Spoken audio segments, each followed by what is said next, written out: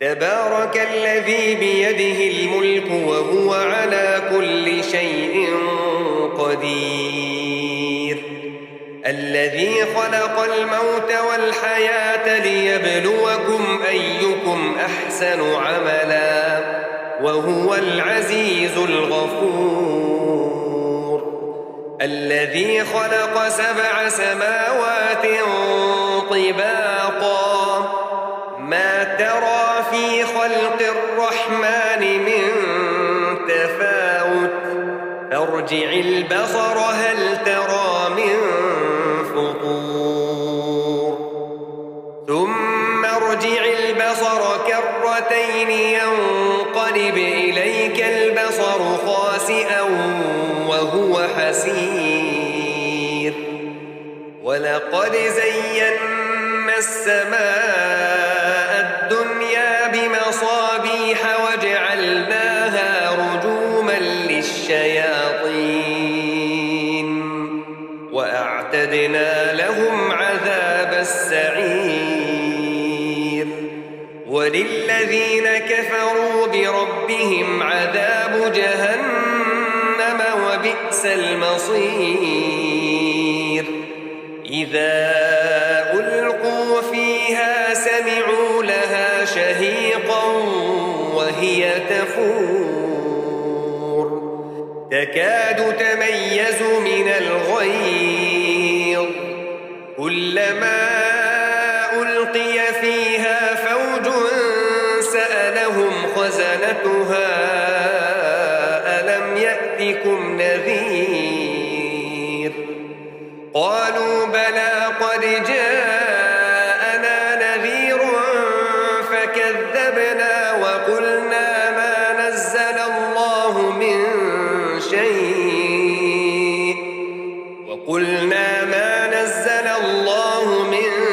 شيء إن أنتم إلا في ضلال كبير وقالوا لو كنا نسمع أو نعقل ما كنا في أصحاب السعير فاعترفوا بذنبهم فسحقا لأصحاب السعير إن الذين يخشون ربهم بالغيب لهم مغفرة وأجر كبير وأسروا قولكم أو اجهروا به إنه عليم بذات الصدور ألا يعلم من خلق وهو اللطيف الخبير هو الذي جعل لكم الأرض ذلولا فامشوا في مناكبها وكلوا من رزقه وإليه النشور أأمنتم من في السماء أن يخسف بكم الأرض فإذا هي تمور أم أمنتم من في السماء أن يرسل عليكم حاصبا فستعلمون كيف نذير ولقد كذب الذين من قبلهم فكيف كان نكير أولم يروا إلى الطير فوقهم صافات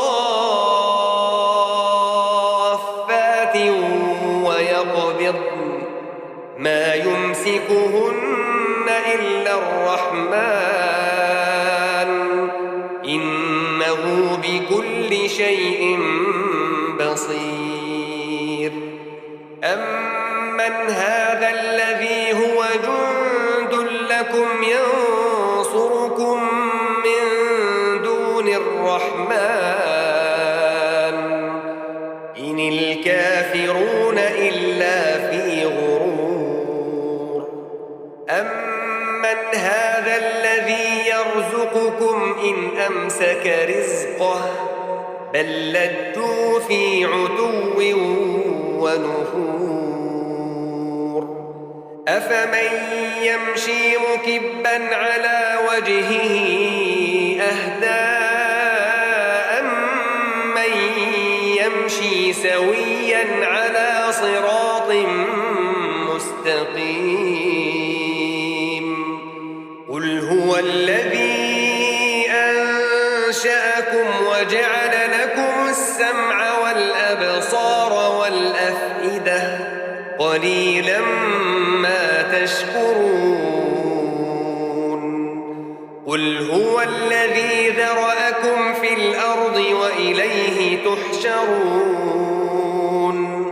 ويقولون متى هذا الوعد إن كنتم صادقين قل إنما العلم عند الله وإنما أنا نذير مبين فلما رأوه زلفة سيئت وجوه الذين كفروا وقيل هذا الذي كنتم به تدعون قل أرأيتم إن أهلكني الله ومن معي أو رحمنا فمن يجير الكافرين من عذاب أليم قل هو الرحمن